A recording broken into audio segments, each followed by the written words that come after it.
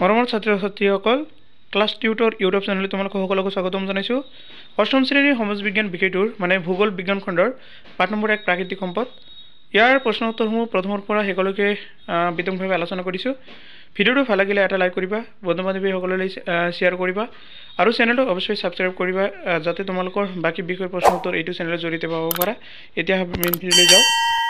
পৃষ্ঠা 11 নম্বৰ যিটো আছে 11 নম্বৰ পৃষ্ঠা তাত এটা প্ৰশ্ন দিয়া আছে প্ৰাকৃতিক সম্পদ বুলিলে কি বুজা।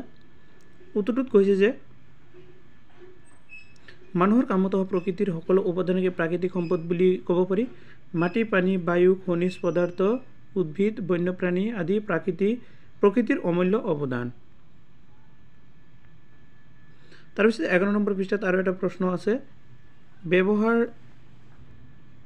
ব্যৱহাৰযোগ্য ভূমি সম্পদৰ চাহিদা দিনক দিনে কিয় বাঢ়িছে। উত্তৰটো চোৱা, ইয়াতে জনসংখ্যা বৃদ্ধি আৰু আনহাতে অৰ্থনৈতিক প্ৰতিযোগিতাৰ বাবে ব্যৱহাৰযোগ্য মাটিৰ চাহিদা দিনক দিনে বাঢ়ি আহিছে। তাৰপিছত ভূমিৰ গঠন কেনেদৰে হয় 13 নম্বৰ পৃষ্ঠাত ইয়াৰ উত্তৰটো চোৱা,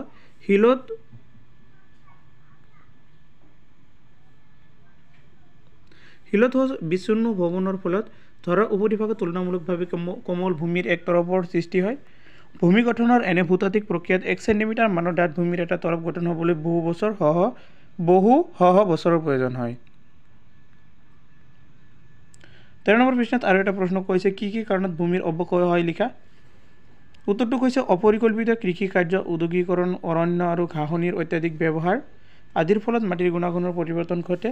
কৃষিৰ ৰাসায়নিক সাৰ, কীটনাশক দ্ৰব্য আদি বেছি পৰিমাণে প্ৰয়োগ কৰাৰ ফলত মাটি প্ৰদূষিত হয়। খেতিপথাৰত গঢ়ি উঠা ইটা ভাটাৰ দৰে উদ্যোগবোৰো ভূমিৰ ক্ষতিসাধন কৰে। 13 নম্বৰ পৃষ্ঠাত আৰু এটা প্ৰশ্ন কৈছে যে ভূমি সংৰক্ষণ কৰিব পৰা ব্যৱস্থাসমূহ কি কি। উত্তৰটো চোৱা, 1 নম্বৰত দিছে মাটিৰ গুণাগুণ সাপেক্ষে ঘাঁহ বন আৰু বৃক্ষ ৰোপণ কৰা। 2 নম্বৰটো হৈছে পৰিৱেশ অনুকূল কৃষি পদ্ধতি প্ৰয়োগ কৰা। 3 নম্বৰটো হৈছে উচ্চ ভূমি অঞ্চলত বেদিকা টেৰেছ পদ্ধতি খেতি কৰা। 4 নম্বৰত হৈছে যধে মধে গছ কটা আৰু পাহাৰৰ মাটি কটা বন্ধ কৰা। 5 নম্বৰটো হৈছে কৃষি ক্ষেত্ৰত চৌপাশে শাৰী শাৰীকৈ উপকাৰী গছ গছনি ৰোপণ কৰা। এইটো 6 নম্বৰ হ'ব ব্যৱহাৰ নোহোৱাকৈ পৰি থকা মাটিত বৃক্ষ ৰোপণ কৰা। 14 নম্বৰ পৃষ্ঠাত আৰু এটা প্ৰশ্ন কৈছে যে ব্যৱহাৰযোগ্য নিৰ্মল পানীৰ অভাৱ হোৱাৰ কাৰণ কি। উত্তৰটো হৈছে যে ব্যৱহাৰযোগ্য পানীৰ যোগান বঢ়া নাই। পানীৰ উৎসসমূহ প্ৰদূষিত হ'বলৈ ধৰাৰ বাবে ক্ৰমে ব্যৱহাৰযোগ্য পানীৰ অভাৱ হ'বলৈ ধৰিছে।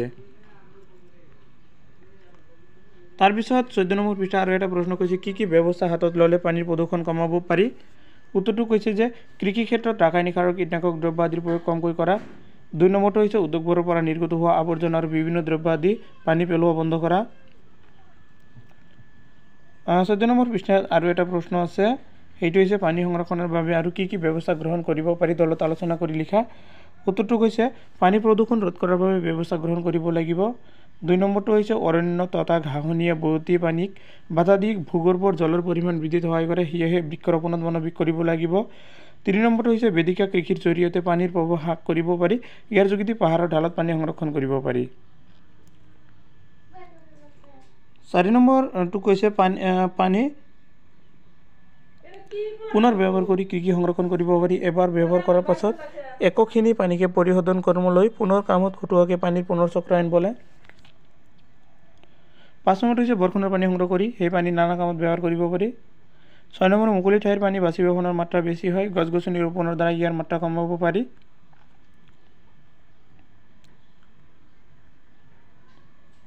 এবাৰ 16 নম্বৰ পৃষ্ঠাত প্ৰশ্ন এটা কৈছে বনজ সম্পদ আমি কিয় সংৰক্ষণ কৰিব লাগে। উত্তৰটো চোৱা, বনজ সম্পদে আমাৰ পৃথিৱীখনক এক সুন্দৰ পৰিৱেশ প্ৰদান কৰিছে। উদ্ভিদে আমাক খাদ্য সম্ভাৰৰ লগতে দৈনন্দিন ব্যৱহাৰ হোৱা অনেক সামগ্ৰী যোগান ধৰে। প্ৰকৃতিৰ উপাদানসমূহৰ সৈতে থকা মানুহৰ পাৰস্পৰিক সম্পৰ্কৰ ফলতে অঞ্চল বিশেষে সুকীয়া পৰিৱেশৰ সৃষ্টি কৰিছে। তাৰপিছত শক্তি সম্পদ মানে কি 17 নম্বৰ পৃষ্ঠাত কৈছে। উত্তৰটো চোৱা, যিবোৰ সম্পদে ঘৰুৱা কৃষি ক্ষেত্ৰ, ঔদ্যোগিক ক্ষেত্ৰ, যাতায়াত, যোগাযোগ, প্ৰতিৰক্ষা আদিত শক্তিৰ যোগান ধৰে তেনেবোৰ সম্পদকে শক্তি সম্পদ বুলি ক'ব পাৰি। পৰম্পৰাগত অপৰম্পৰাগত এই দুই ধৰণৰ মানে শক্তি সম্পদ আছে। 17 নম্বৰ পৃষ্ঠাত আৰু এটা প্ৰশ্ন কৈছে জীৱাশ্ম ইন্ধনসমূহ চিৰদিন একে পৰিমাণে নথকাৰ কাৰণ কি। উত্তৰটো কৈছে জীৱাশ্ম ইন্ধনসমূহ পৃথিৱীৰ অন্তৰ্ভাগত সীমিত পৰিমাণতে মজুত থাকে। এনে ইন্ধন বেছিকৈ ব্যৱহাৰ কৰি থাকিলে নিশেষ হৈ যাব পাৰে, সেয়েহে জীৱাশ্ম ইন্ধন চিৰদিনৰ বাবে একে পৰিমাণে নাথাকে। তাৰপিছত কৈছে পৰম্পৰাগত শক্তি বুলিলে কি বুজা? 19 নম্বৰ পৃষ্ঠাত এইটো হৈছে যে যিবোৰ শক্তি সম্পদ অতীজৰে পৰা পৰম্পৰাগতভাৱে ব্যৱহাৰ কৰি অহা হৈছে তাক পৰম্পৰাগত শক্তি সম্পদ বুলি কোৱা হয়। যেনে জীৱাশ্ম ইন্ধন পৰম্পৰাগত শক্তি সম্পদ। 19 নম্বৰ পৃষ্ঠাত এটা প্ৰশ্ন কৈছে শক্তিৰ বিকল্প হিচাপে অপৰম্পৰাগত শক্তি কিয় গুৰুত্বপূৰ্ণ? উত্তৰটো হৈছে পৰম্পৰাগত শক্তি ভাণ্ডাৰ সীমিত, ই এটা সময়ত নিশেষ হৈ যাব, কিন্তু অপৰম্পৰাগত শক্তিৰ উৎস এতিয়া ব্যাপক। দ্বিতীয়তে কৈছে অপৰম্পৰাগত শক্তি সম্পদসমূহ বহু ক্ষেত্ৰত নৱীকৰণযোগ্য। এনেবোৰ কাৰণতে শক্তিৰ বিকল্প হিচাপে অপৰম্পৰাগত শক্তি সম্পদসমূহ বহু ক্ষেত্ৰত নৱীকৰণযোগ্য। এনেবোৰ কাৰণতে শক্তিৰ বিকল্প হিচাপে অপৰম্পৰাগত শক্তি অধিক গুৰুত্বপূৰ্ণ। তাৰপিছত শক্তি সম্পদ কিয় সংৰক্ষণ কৰিব লাগে? উত্তৰটো কৈছে প্ৰথম কথা শক্তি সম্পদ আহৰণ খৰচ, সময়, শ্ৰম, প্ৰযুক্তি আদি কাৰকবোৰ জড়িত হৈ থাকে। শক্তি সম্পদ অপচয় নকৰাকৈ ব্যৱহাৰ কৰিলে ভৱিষ্যতলৈ সম্পদ ৰাহি হ'ব। আনহাতে প্ৰয়োজনতকৈ অধিক সম্পদ ভোগ কৰিলে উৎপাদনে বেছিকৈ কৰিব লাগে। সেই অনুপাতে শক্তিৰ প্ৰয়োজন বেছি হয় আৰু প্ৰদূষণৰ মাত্ৰা বেছি হয়। সেয়েহে শক্তিৰ ব্যৱহাৰৰ ক্ষেত্ৰত মিতব্যয়ী আৰু সংৰক্ষণৰ প্ৰতি সচেতন হোৱা দৰকাৰ। এবাৰ অনুশীলনী প্ৰশ্ন প্ৰথমটোত কৈছে চমু উত্তৰ লিখা। তাৰ ক নম্বৰটো হৈছে মাটিৰ চাহিদা দিনক দিনে বৃদ্ধি পাই অহাৰ যিকোনো দুটা কাৰণ উল্লেখ কৰা। উত্তৰটো কৈছে মাটিৰ চাহিদা দিনক দিনে বৃদ্ধি পাই অহাৰ দুটা কাৰণ হ'ল, এক নম্বৰ হৈছে জনসংখ্যা বৃদ্ধি, 2 নম্বৰ হৈছে গৃহ নিৰ্মাণৰ বাবে মাটিৰ অভাৱ। খ নম্বৰ প্ৰশ্ন কোনো এটা এঠাইত জনবসতি ঘন হোৱাৰ কাৰণ বুলি কি ভাৱ? দুটা কাৰণ লিখা। উত্তৰটো 1 নম্বৰ হৈছে যে খেতিপথাৰৰ বাবে উপযোগী সাৰুৱা মাটি উপলব্ধ হ'লে তাৰ আশে-পাশে জনবসতি ঘন হয়। তাৰপিছত কৈছে কোনো ঠাইত খনিজ সম্পদ অধিক পৰিমাণে উপলব্ধ হ'লে তাৰ আশে-পাশে জনবসতি ঘন হয়। গ নম্বৰ ভূমি অৱক্ষয় হোৱা দুটা কাৰণ দৰ্শোৱা। উত্তৰটো ক নম্বৰ হৈছে অপৰিকল্পিত কৃষি কাৰ্যত অত্যাধিক পৰিমাণে ৰাসায়নিক সাৰ, কীটনাশক দ্ৰব্য আদিৰ ব্যৱহাৰ কৰাৰ ফলত ভূমি অৱক্ষয় হয়। খ নম্বৰটো হৈছে খেতি পথাৰৰ মাটি ইটা ভাটাৰ দৰে উদ্যোগ গঢ়ি উঠাৰ বাবে। গ নম্বৰে বিভিন্ন ঠাইত বৰ্তমান পানীৰ সংকটে দেখা দিয়াৰ দুটা কাৰণ উল্লেখ কৰা। এটা হৈছে বিনা কাৰণত পানীবোৰ নষ্ট কৰাৰ কাৰণে। খ নম্বৰটো হৈছে ঋতু অনুযায়ী বৰষুণৰ পৰিমাণ কমি অহাৰ বাবে। 2 নম্বৰ প্ৰশ্নত কৈছে শুদ্ধ উত্তৰটো টিক চিন দিয়া। ক নম্বৰটো আছে তলৰ কোনটোৱে পানীৰ সংৰক্ষণত সহায় কৰে? 1 নম্বৰতে আছে অবাবতে পানী টেপ খুলি থ'লে, ভূগৰ্ভৰ পানী অত্যাধিক ব্যৱহাৰ কৰিলে, বৰষুণৰ পানী জমা কৰি থ'লে। এইটো চোৱা সংৰক্ষণত সহায় কৰে। অবাবতে পানী টেপ খুলি থ'লেতো পানী নষ্ট হয়, এইটোও নহ'ব। ভূগৰ্ভৰ পানী অত্যাধিক ব্যৱহাৰ কৰিলে শেষেই হৈ যাব, সংৰক্ষণ নহ'ব। সঠিক উত্তৰটো হ'ব অপশ্যন নম্বৰ 3 থকা 3 থকা বৰষুণৰ পানী জমা কৰি থ'লে। খ নম্বৰটো হৈছে নিৰ্মল পানী পাবলৈ হ'লে পৰিষ্কাৰ পানী আমি ক'ত পাব? আৱৰ্জনাবোৰ নৈত পেলালে এইটো একদম অসম্ভৱ। পানীত ৰাসায়নিক সাৰ মিহলালে এইটো পানী নষ্টই হ'ব। 3 নম্বৰত কৈছে পানীৰ উৎস প্ৰদূষিত নোহোৱাকৈ ৰাখিব লাগিব। গতিকে সঠিক উত্তৰ হ'ব অপশ্যন নম্বৰ 3। গ নম্বৰটোত কৈছে তলৰ কোনটোৱে শক্তি সংৰক্ষণত সহায় নকৰে? শক্তি সংৰক্ষণত সহায় নকৰে বুলি কৈছে।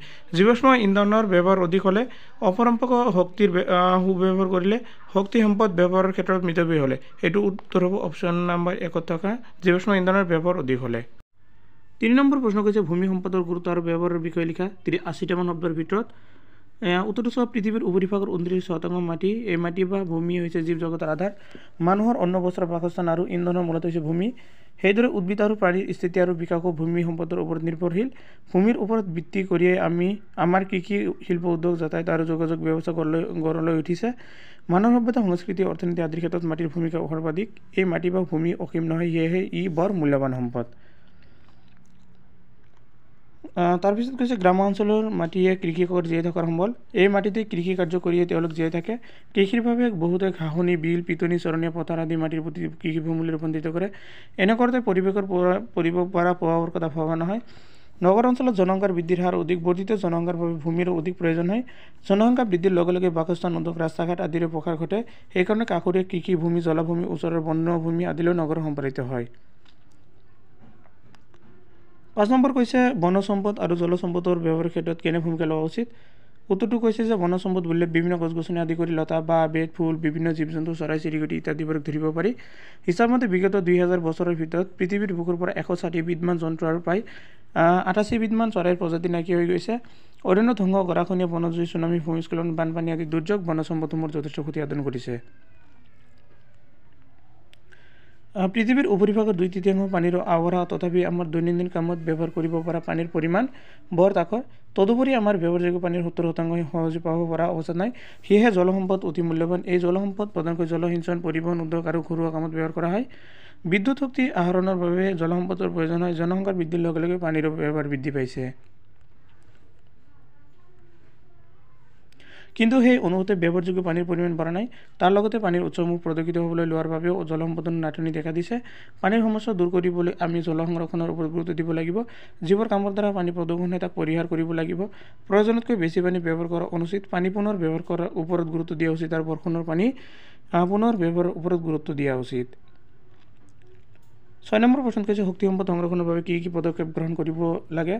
উত্তৰটো হৈছে শিল্প উদ্যোগ, কৃষি, পৰিবহণ, যোগাযোগ, প্ৰতিৰক্ষা আদি সকলোতে শক্তি সম্পদৰ প্ৰয়োজন হয়। এই শক্তি সম্পদক দুটা ভাগত ভগাব পাৰি। পৰম্পৰাগত, যা কয়লা, খাৰুৱা তেল, প্ৰাকৃতিক গেছ আদি, আৰু অপৰম্পৰাগত হৈছে বায়ু শক্তি, সৌৰশক্তি আদি। পৰম্পৰাগত শক্তিৰ উৎসসমূহ যিহেতু ব্যৱহাৰৰ পিছত শেষ হৈ যায়, গতিকে এনে সম্পদ ব্যৱহাৰৰ ক্ষেত্ৰত মিতব্যয়ী হ'লেহে ভৱিষ্যতৰ বাবে এইবোৰ সংৰক্ষণ কৰিব পৰা যাব। আনহাতে পৰম্পৰাগত শক্তি সম্পদে মানুহ সৃষ্টি কৰি ল'বলগীয়া হয়। যিকোনো সম্পদ আমি অনায়াসে আহৰণ কৰিব নোৱাৰোঁ। সম্পদ আহৰণৰ ক্ষেত্ৰত খৰচ, সময়, শ্ৰম, প্ৰযুক্তি আদিবোৰ কাৰণবোৰ জড়িত হৈ আছে। ব্যৱহাৰৰ ক্ষেত্ৰত মিতব্যয়ী নহ'লে যিকোনো সম্পদ সংৰক্ষণ নহয়। ভৱিষ্যতৰ কাৰণে সম্পদ ৰাহি কৰিবলৈ সম্পদৰ অপচয় ৰোধ কৰিব লাগিব। চমুটোকা লিখিব দিছে। প্ৰথমটো হৈছে ক বন্যপ্ৰাণী। হাবিত বাস কৰা সৰু বৰ জীৱ-জন্তু, চৰাই-চিৰিকটি, উদ্ভিদ, সৰীসৃপ, উভচৰ প্ৰাণী, কীট-পতংগ ইত্যাদিবোৰ বন্যপ্ৰাণী বুলিব পাৰি। সকলো বন্যপ্ৰাণী হ'ল প্ৰাকৃতিক সম্পদ। বন্যপ্ৰাণীৰ উপস্থিতি প্ৰকৃতিতে সহজতে ভাৰসাম্য ৰখা হয়। দিনক দিনে জনসংখ্যা বৃদ্ধি আৰু মানুহ গতিবিধি লাহে লাহে বৃদ্ধি পাই অহাৰ ফলত অৰণ্যত বন্যপ্ৰাণীবোৰৰ জীৱনলৈ সংকট নামি আহিছে। বহু ঠাইত চৰকাৰে বন্যপ্ৰাণীবোৰ সংৰক্ষণৰ বাবে বিশেষ ব্যৱস্থা হাতত লৈছে। পৃথিৱীৰ মুঠ মাটিকালিৰ 1/3 কম বননি ঘাঁহনি আগৰি আছে। খ নম্বৰটো হৈছে জীৱাশ্ম ইন্ধন। জীৱাশ্ম ইন্ধনবোৰ প্ৰাকৃতিক সম্পদৰ লগত প্ৰত্যক্ষ বা পৰোক্ষভাৱে জড়িত। কয়লা, পেট্ৰলিয়াম, প্ৰাকৃতিক গেছ আদি হৈছে জীৱাশ্ম ইন্ধন। এনে ইন্ধনবোৰ নতুনকৈ সৃষ্টি কৰিব পৰা নাযায়। জীৱাশ্ম ইন্ধনসমূহৰ ব্যাপক ব্যৱহাৰৰ ফলত এইবোৰৰ পৰিমাণ দ্ৰুতগতিত কমি আহিছে। সেয়েহে আমি জীৱাশ্ম ইন্ধন অলপ কমকৈ ব্যৱহাৰ কৰিব লাগে। সেয়েহে ইন্ধন সংৰক্ষণ কৰাটো আমাৰ কৰ্তব্য। গ নম্বৰটো হৈছে মৰুকৰণ। প্ৰাকৃতিক বা মানৱজাতিৰ কাৰণত মৰুভূমিৰ প্ৰকাৰ ঘটাকৈ নতুনকৈ মৰুভূমি সৃষ্টি হোৱাৰ মৰুকৰণ বুলি কোৱা হয়।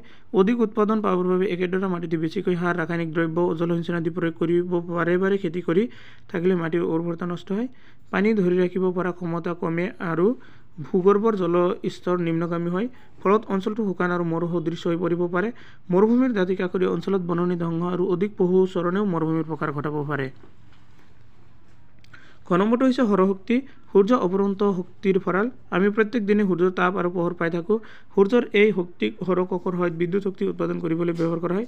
এই বিদ্যুৎ শক্তিৰ সহায়ত সৌৰ চকা, সৌৰ হিটাৰ আদি চলোৱা হয়। সৌৰ কোষৰ সহায়ত বিদ্যুৎ উৎপাদন কৰি ঘড়ী, বেটাৰী, বিদ্যুৎ সংযোগ নথকা গাঁৱত বিজুলী চাকি যোগান ধৰাৰ উপৰি এই শক্তিক মহাকাশ যান, উপগ্ৰহ আদিতো ব্যৱহাৰ কৰা হয়। এবাৰ আহিব ভূমিস্খলন। ভূমিস্খলন প্ৰাকৃতিক কাৰণত আৰু মানুহৰ কাৰ্যৰ ফলত সংঘটিত এক দুৰ্যোগ। নেৰেনে পৰা বৰষুণ, ভূমিকম্পৰ জোকাৰণি আদিৰ ফলত ওখ ঠাইৰ ভূখণ্ড তললৈ খহি পৰাকে ভূমিস্খলন বোলে।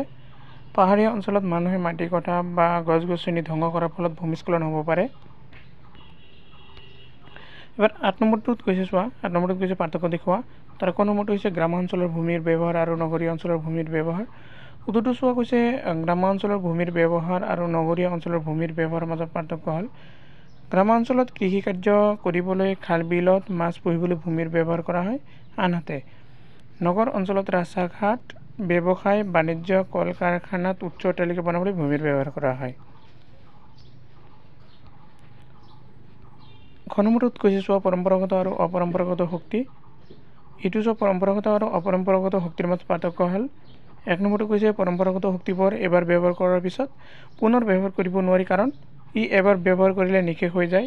কয়লা, পেট্ৰলিয়াম আদি এইবোৰ হৈছে পৰম্পৰাগত শক্তি। তাৰমানে এইবোৰ এবাৰ ব্যৱহাৰ কৰাৰ পিছত আকৌ নেক্সট টাইম আমি ব্যৱহাৰ কৰিব নোৱাৰিম।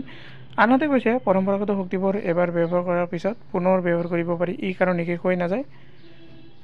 যেনে সৌৰ শক্তি, বতাহ শক্তি আমি যিমানবাৰ ব্যৱহাৰ কৰি থাকিম এইবোৰ আমাৰ ভাণ্ডাৰ অটুট থাকিব, নষ্ট কেতিয়া নহয়, শেষ হৈ নাযায়। আজিৰ ভিডিঅ' এইখিনিলৈকে। চ' ভিডিঅ'টো সম্পূৰ্ণকৈ চোৱাৰ বাবে তোমালোক সকলোকে ধন্যবাদ জনাইছোঁ।